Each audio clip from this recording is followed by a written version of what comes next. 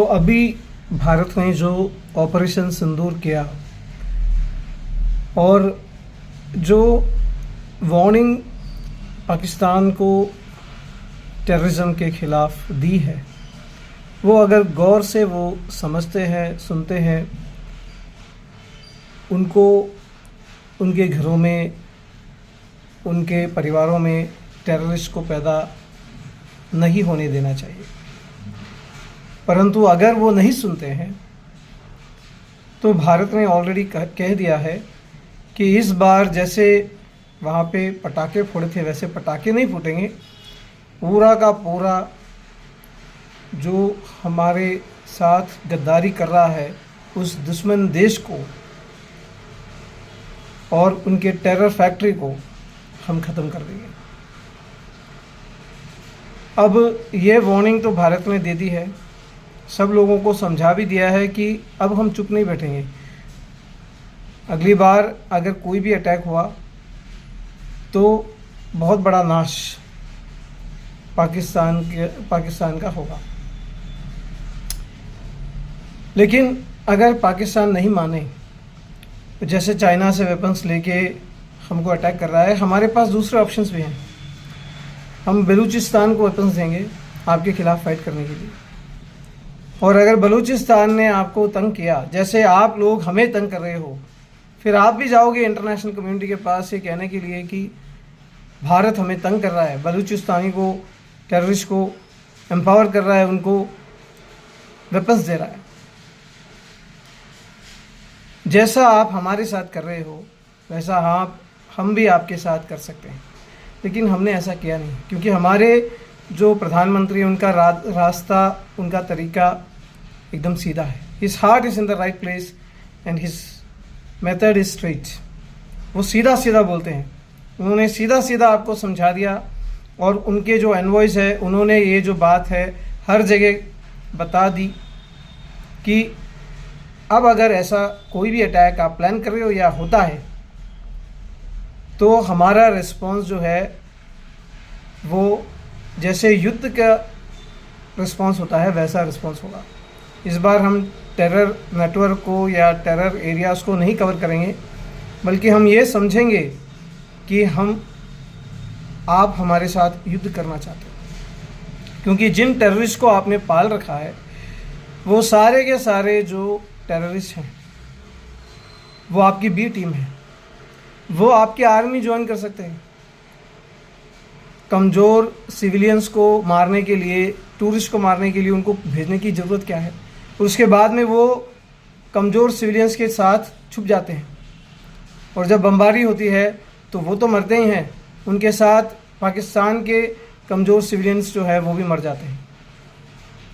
निहत्ते कमज़ोर इंसान जिन्होंने कोई गुनाह नहीं किया है, बेगुनाह इंसान, वो मर रहे हैं इनकी वजह से। यहाँ भी मर रहे हैं, वहाँ भी मर रहे हैं। तो इनको आप कहिए कि आप पाकिस्तानी आर्मी ज्वाइन कर लीजिए और पाकिस्तानी एयरफोर्स ज्वाइन कर लीजिए।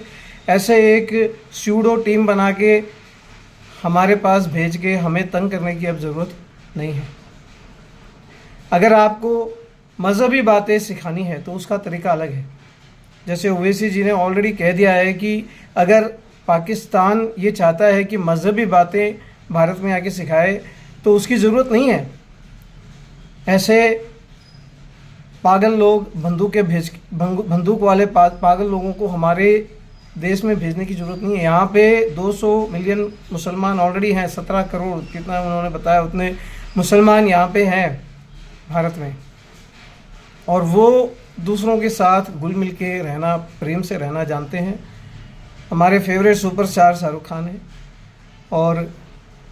और हमारे जो न्यूक्लियर आर्सेनल है उसको अब्दुल कलाम ने डेवलप किया था, और हमारे जो नेशनल एंथम है वो भी बड़े बड़े मुसलमान कवियों ने बनाए थे। तो बात ये याद रखिए, यहाँ के मुसलमान जो है वो जानते हैं कैसे हिंदुओं के साथ, क्रिश्चियन लोगों के साथ, सिख लोगों के साथ घुल मिल के रहना चाहिए, और वो ये भी जानते हैं कि किस प्रकार अपने धर्म को वो दूसरों से शेयर कर सकते हैं। अगर आप ऐसे लोगों को भेजोगे तो उनका नाम भी ख़राब होगा और कोई भी वो जो बोलेंगे उसमें विश्वास नहीं करेंगे। इसलिए ओवैसी जी ने वो सही बात कही है कि मज़हबी बातें बताने के लिए यहाँ पे आपको बंदूकधारी पागल लोगों को भेजने की ज़रूरत नहीं है। पाकिस्तान अगर सुधर जाए, अगर समझ जाए और ये टेरर नेटवर्क्स और टेररिज्म को बढ़ावा देना बंद कर दे, ऐसी कोई बी टीम से कोई फ़ायदा नहीं होने वाला है। आपको भी नुकसान पहुंचाएंगे। जैसे परवेज़ मुशर्रफ ने खुद एडमिट किया कि हम लोगों ने ये बनाई थी, ये टेररिस्ट की टीमें पाकिस्तान हिंदुस्तान की लड़ाई के लिए, कश्मीर की लड़ाई के लिए, लेकिन अब यही लोग हमारे सिविलियन को, हमारे लोगों को मार रहे हैं।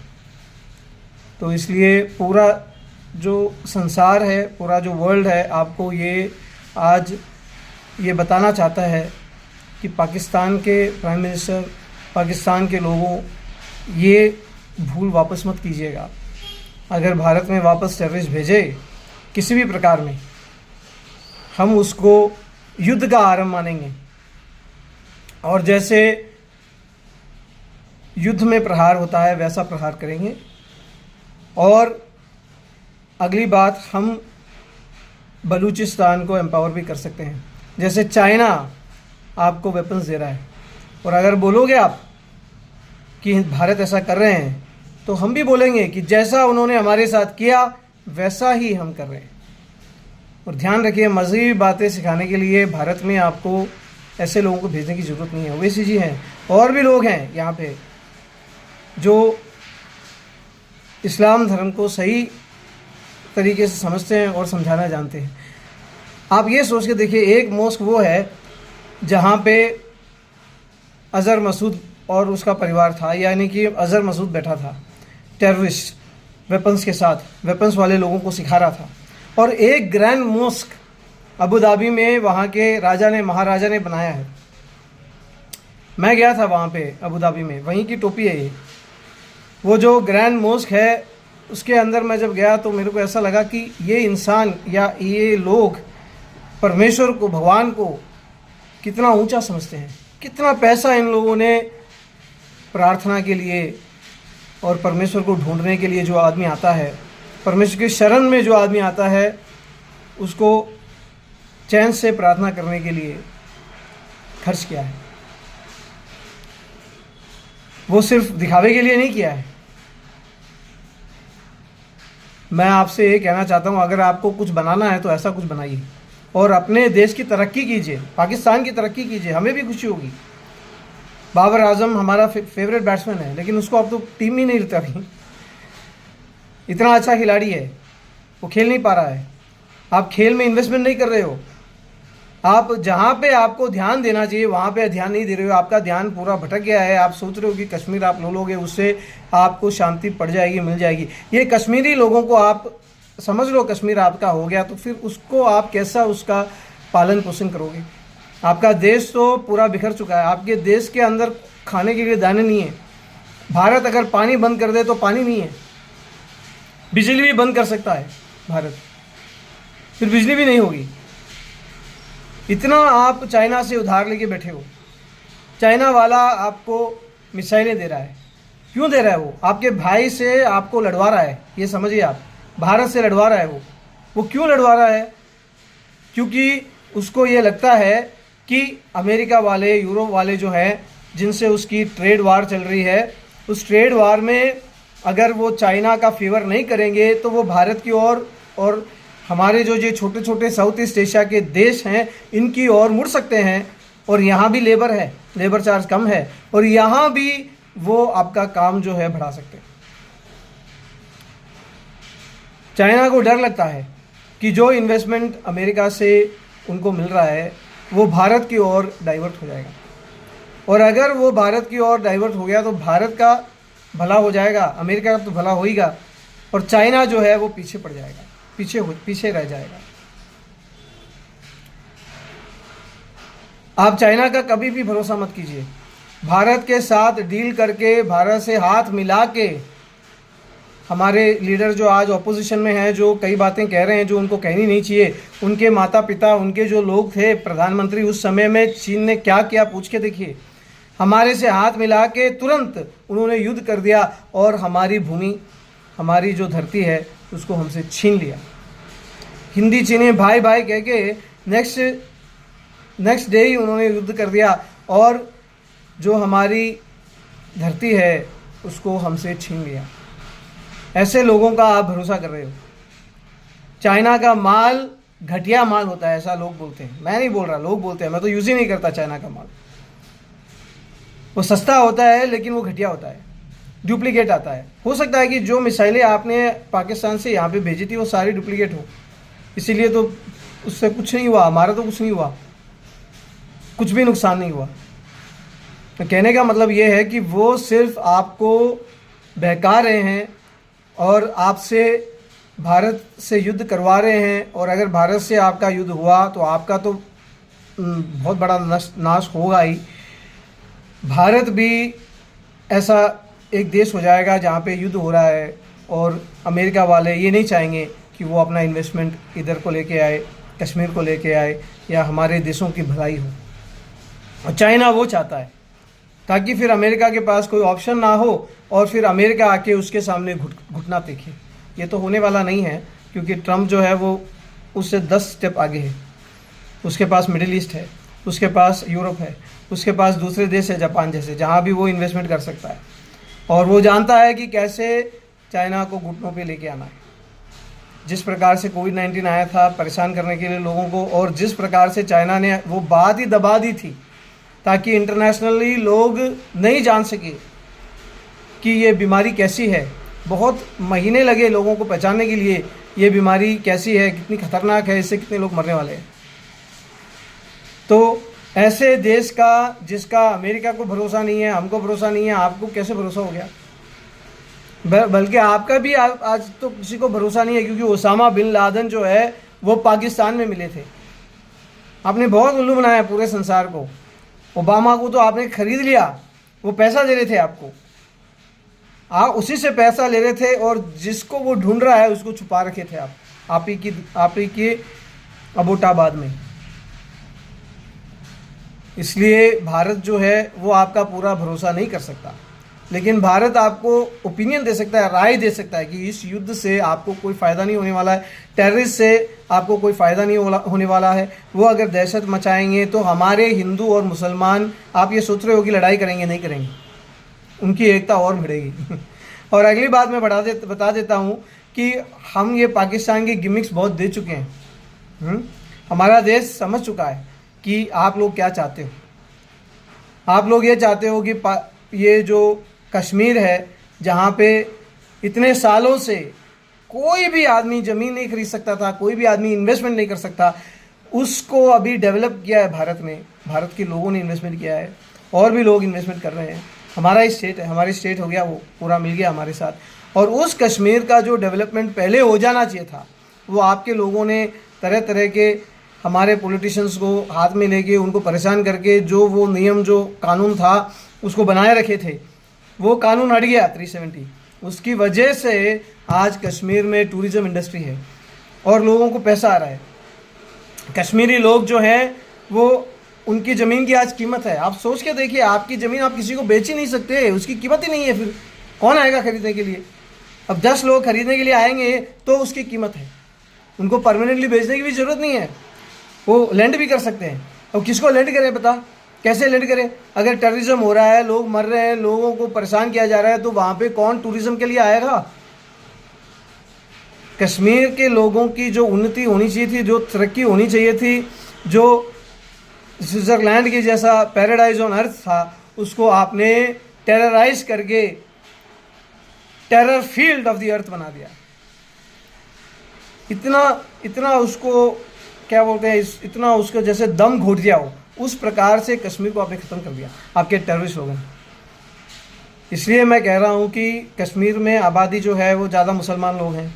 अगर आप उनसे प्रेम करते हो और कश्मीर से प्रेम करते हो, अगर आप ये चाहते हो कि वो चैन से जिए, चैन की रोटी खाए, चैन से सोए, तो ये टेरर अटैक करना और टेररिस्ट को भेजना बंद करो। इससे कुछ नहीं होने वाला है, इससे कुछ नहीं होने वाला है, आपको कुछ नहीं मिलने वाला है।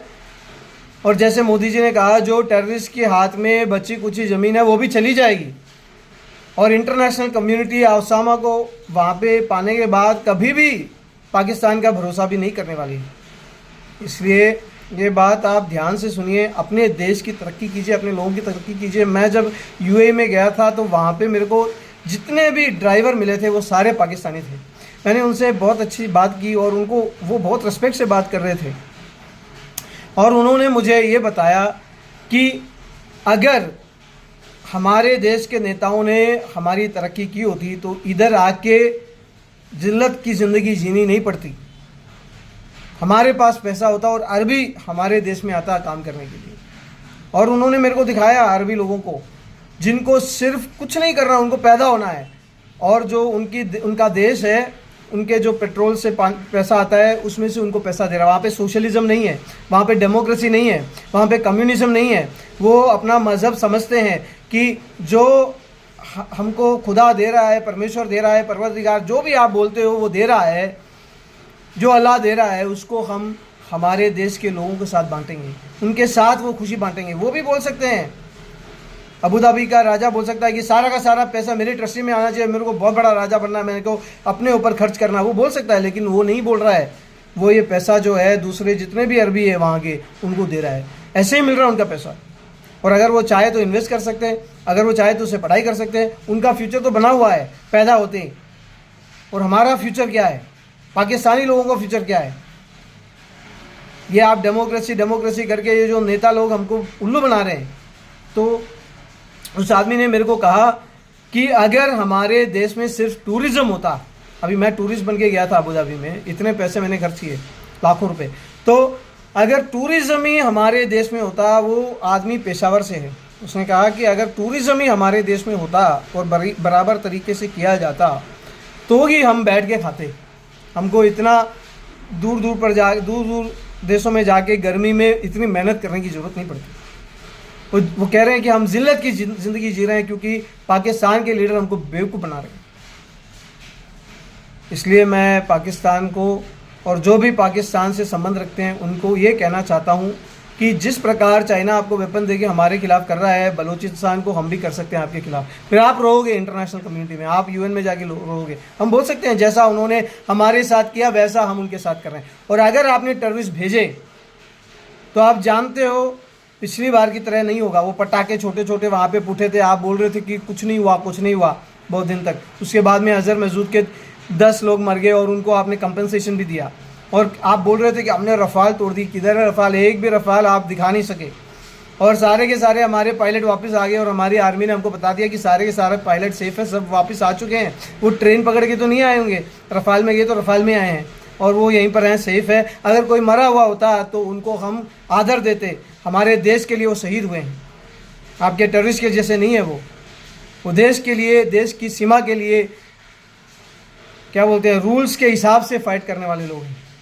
बिना रूल्स के निहत्ते सिविलियन को, निहत्ते अनट्रेंड, जिसको कोई ट्रेनिंग नहीं मिली है, ऐसे टूरिस्ट को मारने के लिए नहीं गए थे हमारे सोल्जर। हमारे सोल्जर हमारी आर्मी के शान है, हमारे देश की शान है। हमारे पॉलिटिशियन जो है आज वहाँ पार्लियामेंट में इनकी वजह से बैठे हैं। अगर ये नहीं है तो पार्लियामेंट नहीं है, ये नहीं है तो देश नहीं है, बॉर्डर सेफ नहीं है तो कुछ नहीं है। आपके पाकिस्तानी टेररिस्ट आ सकते हैं यहाँ पे, लेकिन हम ऐसे, हमारे जो देशभक्त हैं, जो टेररिस्ट के खिलाफ लड़ते हैं, जो पाकिस्तानी आर्मी के खिलाफ लड़ते हैं, अगर उनमें से एक भी व्यक्ति को चोट भी आई तो हमको छुपाने की ज़रूरत नहीं है। अगर वो मरे तो हमको छुपाने की ज़रूरत नहीं है। हम उसका आदर करेंगे, हम बोलेंगे कि हमारे देश के लिए वो शहीद हुआ है। हमारे जो होम मिनिस्टर है अमित शाह जी, वो खुद जाएंगे और सारा काम वो करेंगे और वो प्रधानमंत्री उनको मेडल देंगे अगर ऐसा कुछ भी हुआ हो तो। लेकिन ऐसा कुछ नहीं हुआ। अब से ध्यान रखिएगा कि हमारा ऑपोजिशन जो है वो एकदम गरीब हो गया है, उसके पास कुछ नहीं है बोलने के लिए, तो कुछ भी बक रहा है। ठीक है, उन्हीं के अंदर के जो लीडर हैं जैसे शशि थरूर है और ओवैसी हैं, जिनको भारत सरकार ने अपनी बात आगे रखने के लिए कई जगह पे भेजा है, वो तक इन ऑपोजिशन में जो खड़े हैं, जो नेता बन के खड़े हैं, उनकी बात का ध्यान नहीं दे रहे हैं। ठीक है, हमारे देश में उनकी बात का कोई इंपॉर्टेंस नहीं है। राहुल गांधी की बात का कोई इंपॉर्टेंस नहीं है। वो जितने भी गधों को भेज रहे हैं जैसे पवन खेरा है, उनकी बात का कोई ध्यान ही नहीं कर रहा है। क्योंकि जो आपके देश की मिलिट्री को आदर नहीं दे सकता, जिसकी वजह से आज देश है, जिसकी वजह से वो चैन की रोटी खा रहे हैं और चैन से जी रहे हैं, चैन की सांस ले रहे हैं, उनका आदर नहीं कर सकता, उनके ऊपर भरोसा नहीं कर सकता और पाकिस्तान के ऊपर या पाकिस्तान के सोशल मीडिया के ऊपर भरोसा करता है, उसको यहाँ पे होना ही नहीं चाहिए हमारे हिसाब से। लेकिन हम ऐसे देश के लोग नहीं हैं जो कि हम उनको बोल देंगे कि तुम ट्रेटर हो, तुम अनपेट्रियोटिक हो, तुम्हारा सिटीजनशिप चला जाएगा, तुमको हम निकाल देंगे, तुमको हम ब्लास्फेमर करके पत्थर मार के मार देंगे, जैसे आपके पाकिस्तान में होता है। ऐसा नहीं करते हम लोग। हमारे यहाँ पे बोलने की फ्रीडम है, वो बोलो, ठीक है बोलो, लेकिन हम सुनेंगे नहीं, हम उसको ध्यान में नहीं लेंगे। और अगली बात, वो अगर सुधर जाए तो हम उनको वापस आदर भी देंगे। ऐसा हमारा देश है, ठीक है। और जो आपके देश के लोग नफ़रत फैला रहे हैं, वो आपके देश के जो जनरल लोग हैं, कॉमन लोग हैं, कॉमन सिविलियन, उनके अंदर नहीं है। ये सिर्फ नेता और वहाँ के जो टेररिस्ट है वो फैला रहे हैं, और उसमें आपके देश के लोगों को इंटरेस्ट नहीं है, हमको भी इंटरेस्ट नहीं है। इसलिए पाकिस्तान संभल के रहो, सुधर के रहो। इस बार पटाखा नहीं फूटेगा। रफ़ाल आपने तोड़ दी, बोला कहाँ है रफ़ाल? कुछ नहीं है आपके पास, आपने कुछ भी नहीं तोड़ा है। और आपके जो बड़े बड़े टेररिस्ट आपने पाल रखे थे वो भाग गए, कई मर भी गए। उनकी लिस्ट जो आप तैयार कीजिए, उनको कॉम्पोजिशन आप दोगे तो हमको मालूम पड़ जाए कितने लोग मरे हैं आपके, ठीक है। लेकिन अगली बार ऐसा हुआ तो हम उसको एक्ट ऑफ वॉर समझेंगे कि आप युद्ध करना चाहते हो हमारे देश से। ये मेरी बात नहीं है, प्रधानमंत्री की बात है। और वो ये कह रहे हैं कि अब की बार तो हमने इतना ही किया है जितना आपने हमारे साथ किया, उसकी उसी मात्रा में हमने आपको जवाब दिया है, जवाबी हमला दिया है। लेकिन आप अगर समझोगे कि हमारी स्ट्रेंथ क्या है, तो उस स्ट्रेंथ के हिसाब से हम अगर आपको जवाब देंगे तो आपका देश बहुत बहुत बहुत मुश्किल में पड़ जाएगा। तो इसलिए ध्यान रखिए, अपने देश को डेवलप कीजिए। क्यों इन टेररिस्ट के और कश्मीर के और लोगों की ज़िंदगी बर्बाद करने के चक्कर में पड़े हो? जैसे अबू धाबी ने, अभी छोटी सी जगह है वो, इतनी ज़मीन है आपके पास, खुदा ने आपको इतनी ज़मीन दे रखी है, क्या कर रहे हो आप उसमें? टेररिस्ट पैदा कर रहे हो। अभी ऐसी जगह है दुनिया में जहाँ पे उनके पास पेट्रोलियम भी नहीं है, सोलार भी नहीं है, कोई रिसोर्स नहीं है, फिर भी वहाँ पे वो टूरिज़्म के हिसाब से डेवलप कर रहे हैं अपने आप को। वहाँ पे टेररिज्म नहीं है, कोई भी आदमी आके वहाँ का बीच जो एंजॉय कर सकता है, वहाँ की हवा एंजॉय कर सकता है, नेचुरल ब्यूटी एंजॉय कर सकता है, उसके कुछ नहीं है उसके पास। लेकिन वहाँ के लोग जो हैं वो आपसे, आपके पाकिस्तान के लोगों से खुश हैं, ज़्यादा खुशी से वो जी रहे हैं, क्योंकि पैसा आ रहा है, खाना खा रहे हैं, सो रहे हैं, बच्चों को पाल रहे हैं, अच्छी पढ़ाई उनको दे रहे हैं, अच्छी शिक्षा उनको दे रहे हैं। आप क्या कर रहे हो? अपने देश को बर्बाद कर रहे हो, दूसरे देश को भी बर्बाद करना चाहते हो। कैंसर की तरह हो गया है टेररिज्म, जैसे वो खुद तो बर्बाद होता ही है, दूसरे को भी बर्बाद कर देता है, वो हो रहा है आपके साथ। तो ये आपको आपके देश में बंद करना बहुत ज़रूरी है। अगर नहीं बंद हुआ तो जैसे हमने आपको बताया वैसा सब होगा। और परमेश्वर आपको अक्ल दे, आपको सभी इंसान को, जैसे आपकी कुरान में भी लिखा है कि परमेश्वर ने हर इंसान को सही और गलत के बीच का चॉइस दिया है, हर इंसान को दिया है। उसको हम फ्री विल बोलते हैं क्रिश्चियनिटी में। आप सही रास्ता चुनिए। वो सही रास्ता कठिन हो सकता है, लेकिन उसके अंत में आपको अच्छाई प्राप्त होगी। परमेश्वर आपको अनुग्रह दे। हम पर पाकिस्तान के लोगों से भी प्रेम करते हैं। हम, हो सकता है हमारी, आपने बहुत हमारी इज्जत ख़राब की हो, फिर भी आपका जो एडमिनिस्ट्रेशन है उससे भी प्रेम करते हैं। हम ये नहीं चाहते कि हम आपको हेट करके, आपको एनिमी बना के आपको ध्वस्त कर दें। हम ये चाहते हैं कि हम आपके साथ शांति से जिए। लेकिन शांति का मतलब ये नहीं है कि हम सब कुछ आपके साथ जैसे पुराना होता था, पहले होता था, वैसा करेंगे, नहीं। किस हद तक हम कर सकते हैं आपकी सहायता, वो हम सोच समझ के करेंगे, क्योंकि आपका पास्ट जो है, जो आपने पुराने ज़माने से किया है, वो सब हमारे सामने है। तो इसलिए पाकिस्तान के लीडर जो है, पाकिस्तान के लोग जो हैं, पाकिस्तान के क्रिकेटर जो हैं, आप सोचिए सही रास्ता क्या है। क्या इस्लाम ये समझाता है आपको कि जिस प्रकार वहाँ पे पहलगाम में लोगों का धर्म पूछ के उनको अलग किया गया था, नाम पूछ के अलग किया गया था, उनके प्राइवेट पार्ट्स जो हैं उनके देखे गए थे कि वो मुसलमान है या हिंदू है, और उसके बाद में उनसे कलीमा पूछ के जो बोल नहीं सका उनको गोली से उड़ा दिया गया था। ये क्या इस्लाम है? ये आपको ये लगता है ये सही तरीका है? इस प्रकार आप इस्लाम को फैलाओगे? ऐसे फैला सकते हो आज के ज़माने में? हो सकता है बहुत पहले ऐसा कर लिया हो किसी राजा ने, लेकिन आज आप ये कर सकते हो। ये आज का ज़माना है। भलाई करो दूसरों की, अच्छाई करो दूसरों के लिए। जैसे आप ही के नबियों ने कहा है कि अगर तुम्हारे पास खाना है तो तुमको पहले ये देखना चाहिए कि तुम्हारे पास जो लोग हैं, मतलब तुम्हारे देश के जो लोग हैं, 40 घर इधर 40 घर उधर, नॉर्थ में साउथ में, कोई भी ऐसा आदमी है जिसके पास बिल्कुल भी खाने के लिए नहीं है?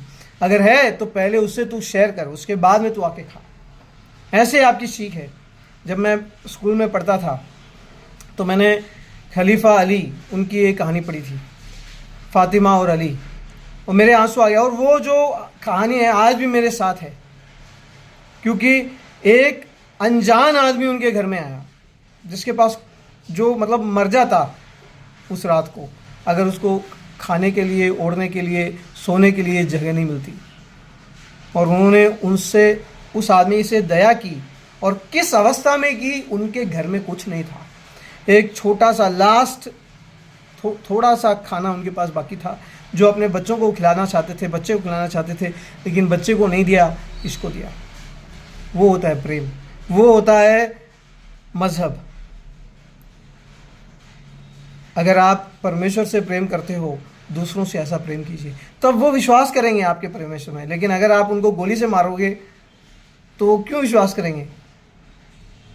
समझिए मेरी बात, और ये जो टेररिज्म का नाटक है पूरा बंद कर दीजिए।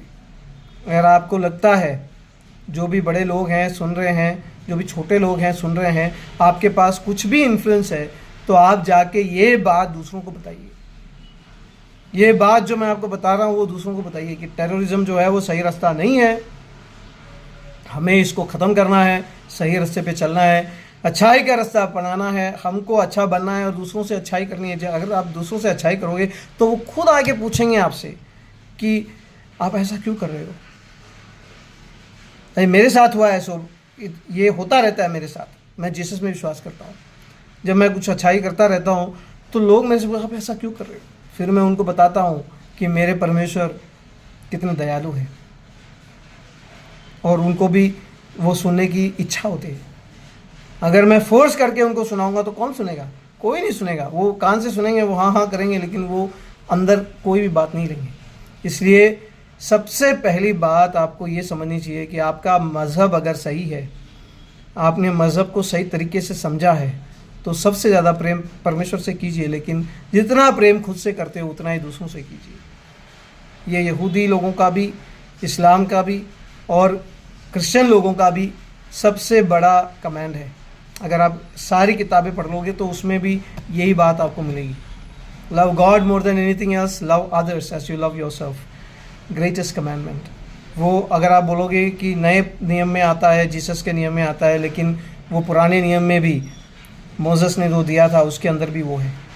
उसी को जीसस ने इधर लेके उनको बताया था। और ये तोरा वगैरह आपको भी पढ़नी पड़ती है मेरे हिसाब से। अगर आपको इसमें से कुछ भी सीख मिल रही है, आपके कुरान में भी यही होगा मेरे हिसाब से। कई बातें तो मेरे को आती है, कई बातें और है जो मेरे को सीखनी है, लेकिन अगर आप ऐसा व्यवहार करोगे तो कौन आपके बारे में या आपके मज़हब के बारे में बिल्कुल भी जानना चाहेगा? कोई नहीं चाहेगा। इसलिए पाकिस्तान के लोगों, अगर आप कहते हो कि हम मज़हब के हिसाब से, हमारे मज़हब के हिसाब से चलाने के लिए हमने ये देश बनाया, तो पहले आप अपने मज़हब के हिसाब से चला के दिखाइए।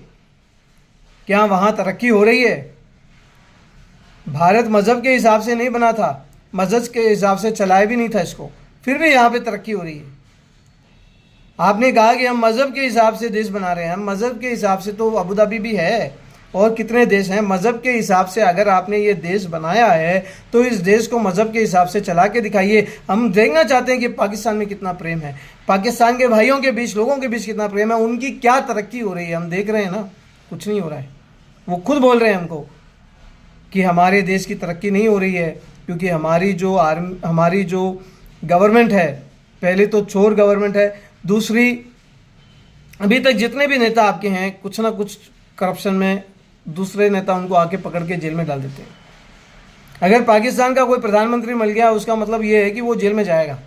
इमरान खान तक, जिसकी हम लोग बहुत इज्जत करते हैं, उनको तक आपने जेल में भेज दिया, जो वर्ल्ड कप जीत के लाए थे, जिनकी इज्जत पूरे संसार में है, यहाँ पे नहीं। उन्होंने कैंसर हॉस्पिटल बनाया था, सब लोग जानते हैं। लेकिन आपके टेररिस्ट ने जो किया है उसकी वजह से अब ये सब लोग जो है भूल जाएंगे। और अगर आप टेररिस्ट को भेजते रहोगे और ये गंदा काम चालू रखोगे तो आपका देश सत्यानाश हो जाएगा।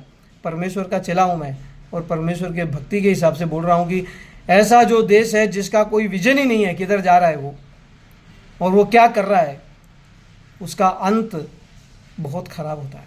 सदोम गोमोरा के बारे में आपने सुना होगा।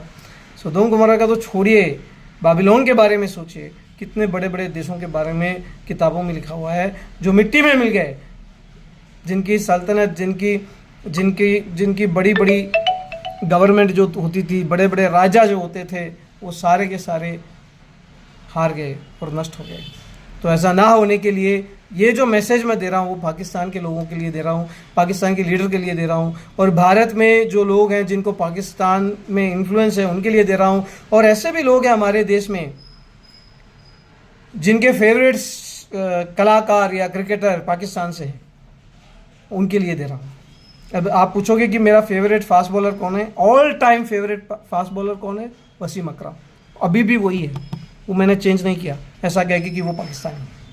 समझिए, हम लोग आपसे इतनी नफ़रत नहीं करते जितना आप लोग हमसे कर रहे हो और दिखा रहे हो।